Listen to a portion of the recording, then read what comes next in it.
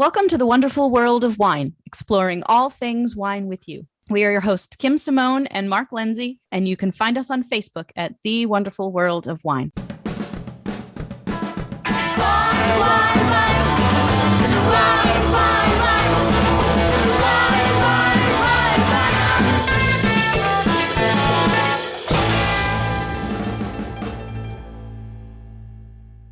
Hello and welcome to this week's installment of The Wonderful World of Wine. I'm your host, Kim Simone. I am here with my co-host, Mark Lindsay. And how are you this week, Mark? Everything is great, Kim. Man, the year is going fast. I know. My goodness. Hey, the big day holidays are coming. So we're already gearing up for pairings for holidays and cheese classes and appetizers, and what do you put with the main meal, and what do you do with smaller parties, and what are you going to give for gifts and all that good stuff. So I love the holidays always, and it's such a treat to be in this business during the holiday season because people really do get very excited and really want to buy wine. So that always helps us out because we get to talk about it some more and sell some. It's a great gift. Always. It does indeed. So what's the first thing we want to talk about, Kim? So the first thing we want to talk about is something that really doesn't get a lot of conversation when we discuss wine tastings. And it is the concept of the flavor of bitterness. Now, when we talk about wine, we always talk about acidity.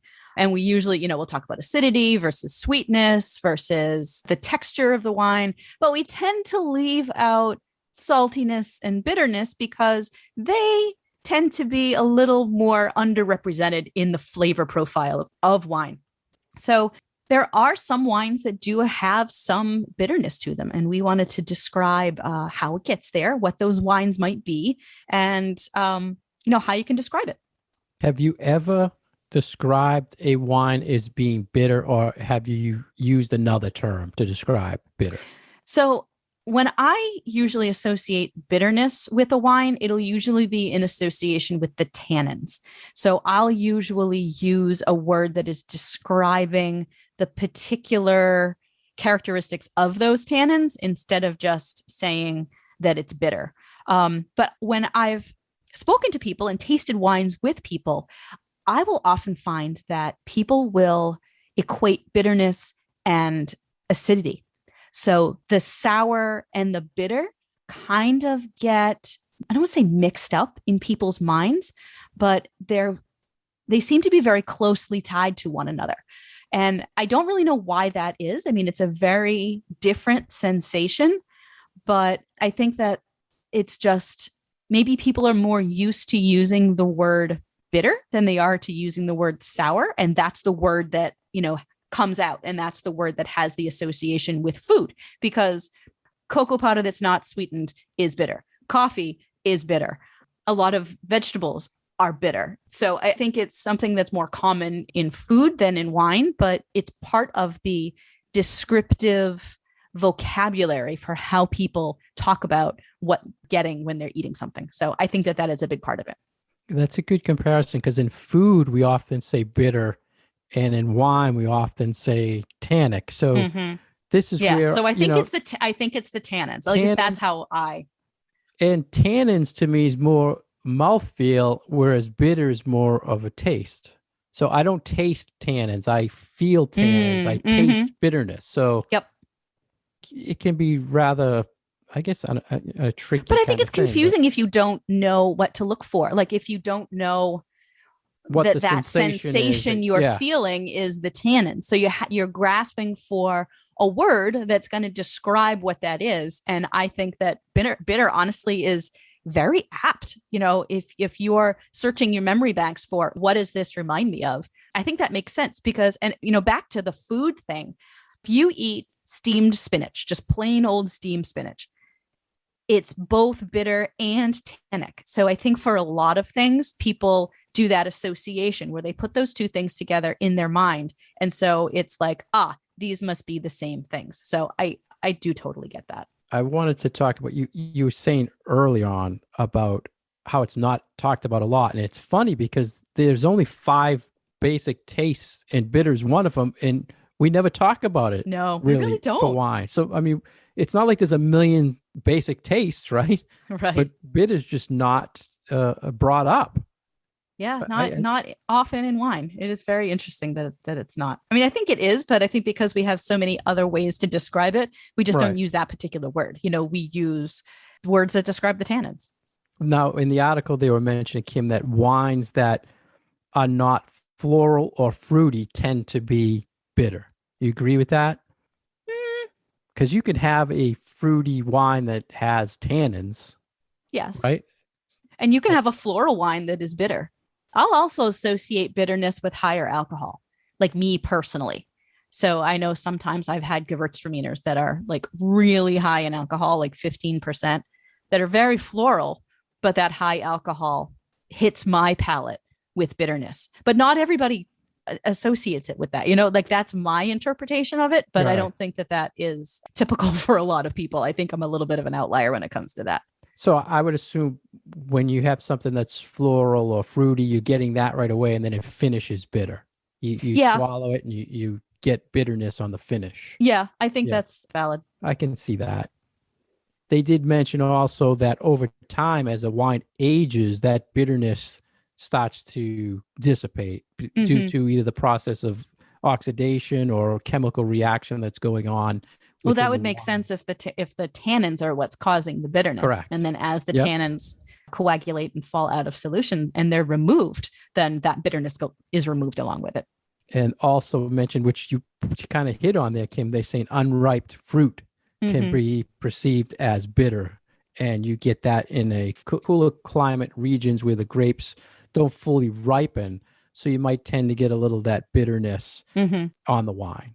And this might be where that bitterness, acidity, confusion can come from, because often these wines also have higher acidity because they're not as ripe, right? So if Right. they're a little bit less ripe, their acid levels are going to be a little higher. But, frankly, a lot of people find great pleasure in, the sensation of bitterness. I mean, I'm certainly very happy with a nice little cup of espresso, and there are plenty of other really good things to eat out there that have a fair bit of bitterness to them, but it is more of an acquired taste as far as humans go.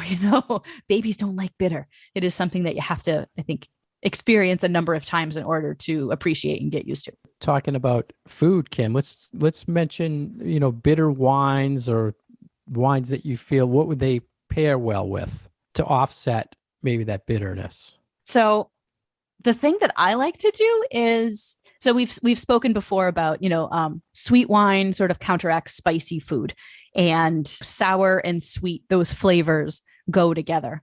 So bitterness and saltiness are that same type of pairing. So salt can negate bitterness, and bitter things can make things taste less salty if they're overly salty. So I think that a wine that might have, more of that kind of bitter characteristic to it goes great with some salty foods.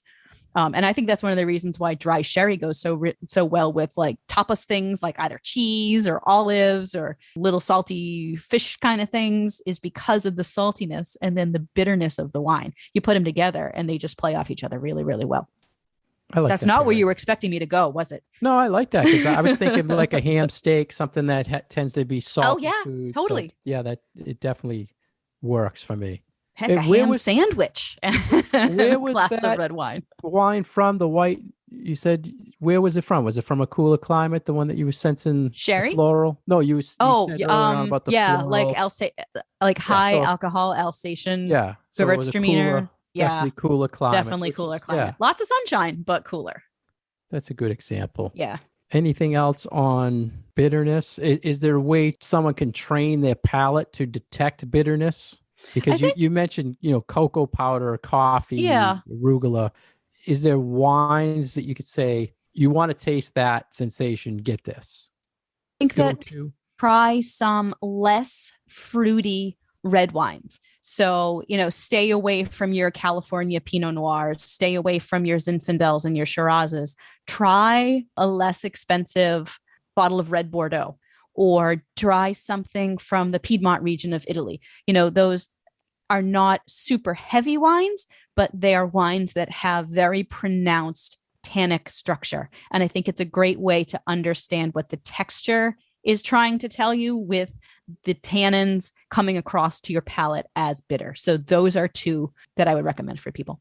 Yeah, I like the Italian, the Nebbiolo grape, Yeah. anything Nebbiolo. And I was also thinking, can we talk about this a lot? It's kind of on our we don't really like it list, but the Pinotage. And I was thinking, bitterness might be why, or something I get on Pinotage a lot. Do you detect that on Pinotage from South Africa? Yeah. I get no, for me, Pinotage is less of a texture and more of a flavor that I don't like, but it's absolutely a flavor thing and not a texture thing and not a bitterness thing for me. Yeah. It tastes like somebody just repaved a street. I get like blacktop. Band-Aids. Not pleasant to me. Yeah. Yeah, we're still on that page. I still haven't discovered one yet. There was one that Sandy Block gave me at Legal Seafoods that was really delicious. And I really wish that I remembered what it was. I bet it was probably a lot of oak to kind of treat it. It must have been, because it was like a richer, rounder style. It was definitely a full bodied, but it didn't have any of that funkiness that Pinotage usually has. I would have mistaken it for Shiraz probably. Wow. But it was really good. And now I really wish that I remembered what the wine was. Me too. But I don't. Bummer. So bitterness. It's something to think about, the basic tastes that when you're tasting your wine, let us know if you come across one you think suits the bitterness.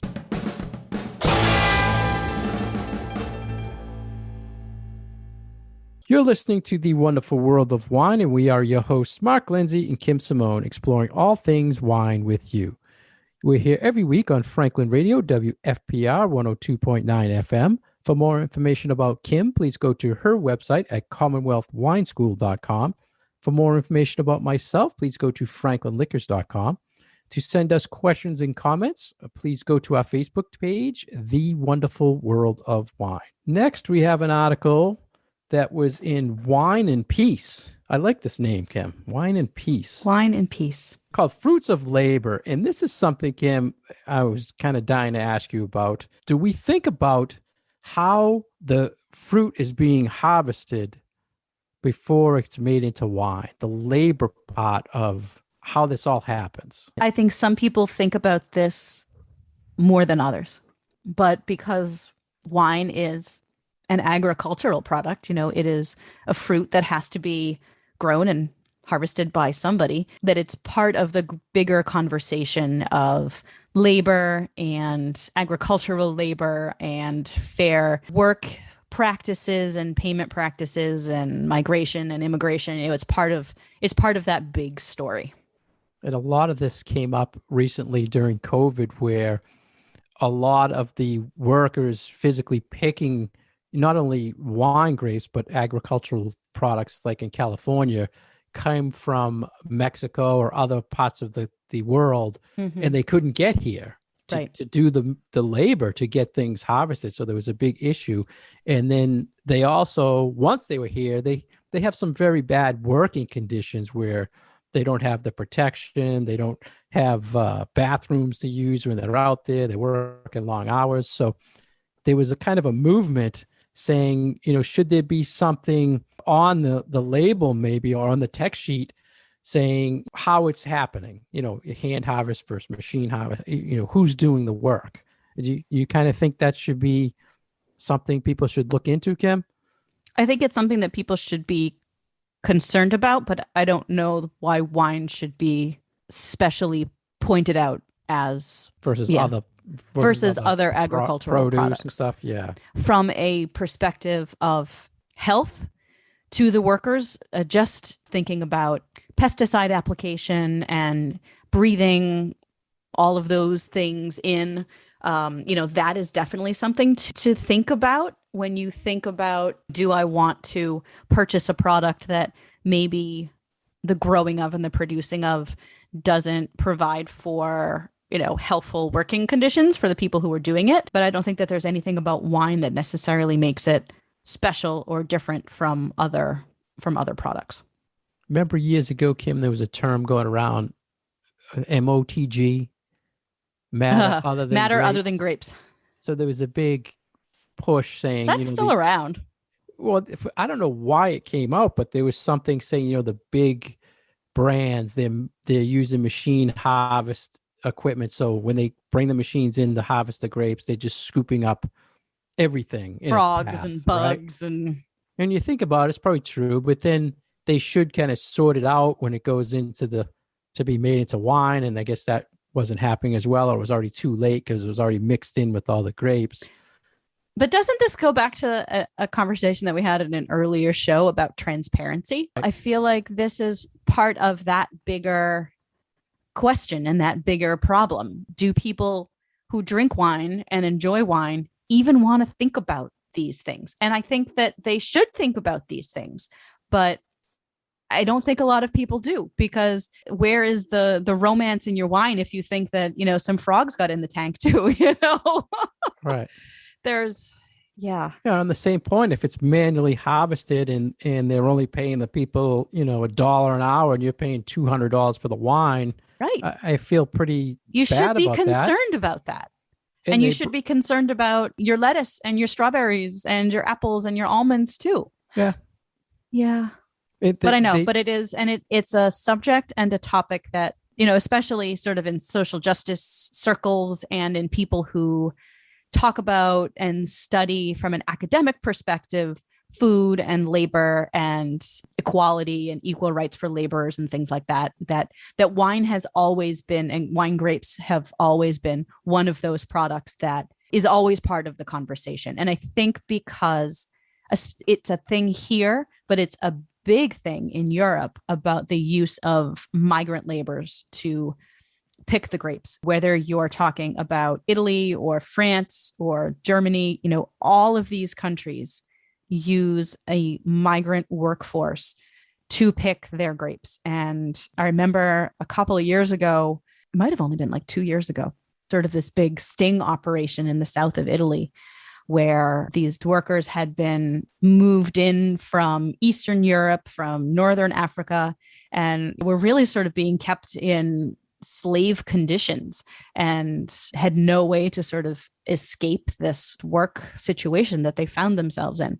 And, I think because of the migratory and seasonal nature of the product, that it is an issue that has always existed and really should be addressed more. Yeah, they mentioned a lot of stuff about history. Europe, there was always things when the Greeks, the Romans, Bordeaux had a whole history of slave labor. And they also mentioned out in California, there was, in the United States, I think in general, there was a Fair Labor Act in like 1938 that not until like 2019 did California try to reverse it, and make it more fair practice to people harvesting and doing all this manual labor. As I was reading this article, Kim, I was thinking to myself, a lot of the things I look at on the text sheet is if something is hand harvested, and we'll put that on like the sell sheet that, this wine is only 1,000 cases, blah, and all that fruit is manually harvested as a sell point. But now as I'm a positive, as, right? Because it, we have this idea that hand harvested results in better quality wine, but then we don't turn around and think, well, whose hands are doing the harvesting? Right. And on that point, that's one of the things I wanted to ask you, Kim, about. Yeah. We always have this thing about manual is better quality. And do you feel that is definitely something that's true in the wine world? I don't know. I mean, I don't With know all the that technology I could, compare two glasses and say, oh, this one is definitely hand harvested because the quality is so much better. That's where I was going. Because I don't know how much of a difference that makes. Where we see, I feel like where we see that more is where, because of the region that the grapes are grown in, maybe it's someplace that is particularly hot and dry or very windy or whatnot, that grapes have to be trained in a certain way. And if they're trained in a certain way, then they can't be harvested by machine. So therefore, people have to pick them. So, and it's not like a one-to-one that if people pick the grapes, the quality is going to be better. But it's also not saying that if a machine harvests it, that it's not going to be a good wine. So Yeah, I don't necessarily feel like Those machines are pretty intense Mhm. technology. You know, they know they have sorters, and they probably, they're doing it faster so it can possibly keep the costs down. I mean, these labor force, I mean, they have to pay. I remember watching a documentary about how the wineries in Napa, they have their companies that do this picking for them, but they have to house them. It's just a tremendous cost Mhm. to the winery. And most farmers of fruit or grapes are not harvesting it. They're hiring outside people to do it. So I never really think about it though. And it's probably something when you talk about sustainability and everything, we should think of that. And in, for instance, South Africa, the fair trade, they, promote that there's fair trade practices going on with their production. So in the United States, I guess we really don't. Maybe is it part of sustainability if they're certified? Isn't that labor part of sustainability of a wine? I don't know, honestly. I thought it was one of the things they look at, labor force and Yeah, it might practices be. to the So it's not employees. just environmental sustainability, but also the human factor as well. And one of the interesting things that was brought up too that I never thought of, Kim, and this was if the tech sheet or the winemaker's telling you, yeah, this is hand harvested fruit, it's not regulated, Right. right? So if a guy's driving a machine, and his hands are on the machine, it almost goes back to just recently in the liquor industry, there was distiller saying that it was handmade vodka Mhm. and was sued because his hands are never touching it. So so almost like this, when you say hand Yeah. harvested, What is the just trick definition people. of If handmade, hand harvested? Yeah. if it's Yeah. not regulated, you could say it's hand harvested and they Mhm. can't do anything about it. So anything else on the fruits of labor article, Kim?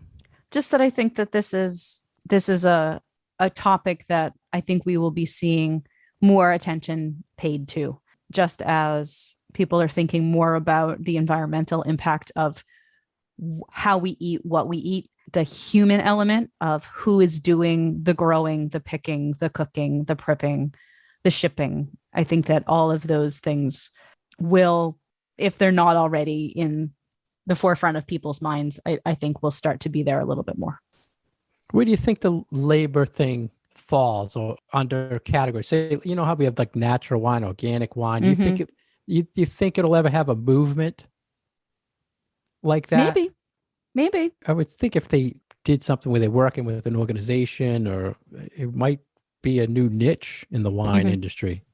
But like you said, I think you made a great point earlier saying we don't, there's all sorts of products that this is happening to out there, agricultural products, and it just raised some eyebrows, I guess. Yeah, when you study food, this is not a new concept and not a new topic. It's been talked about for years, but I feel like the greater wine consuming world is really only starting to think about this topic kind of right now. The other good point I wanted to mention, Kim, real quick, was they mentioned we care about the terroir and where the grapes are coming from, but we don't care about the stewards of who's taking this stuff from the land, as much as where it's from, but not who's doing it for you. So I thought that was an interesting point.